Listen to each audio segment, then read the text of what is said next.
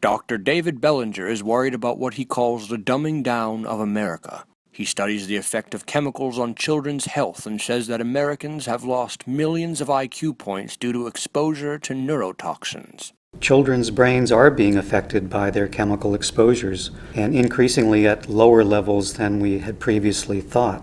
You might be thinking, what are neurotoxins, and do I come in contact with them? Neurotoxins are chemicals that influence the brain, either in terms of its structure or its function. The chemicals that we know the most about in terms of their impact on the brain would be lead, methylmercury, arsenic, polychlorinated biphenyls, and the list continues to increase. How does this work exactly? It can affect the way different cells in the brain communicate with one another. The brain ends up being wired not quite as it should be. How are you able to pinpoint that the loss of IQ points is due to these chemicals? It is a challenging methodological issue. We look at the findings of multiple studies, and if they're all pointing in the same direction, then we start to have more confidence in the conclusion that the chemical is doing something bad to the brains of the children.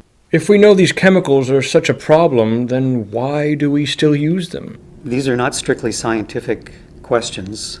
Many of these chemicals have important economic forces that are advocating for their continued use. And these discussions are very contentious. Every time the Centers for Disease Control wanted to reduce the action level used to identify children with too much lead, they were sued. What? Lead in gasoline or the flame retardants. These episodes reflect the same approach that has been used for decades. We allow a product to be introduced into the marketplace and basically do a natural experiment on the population and on children. Oh.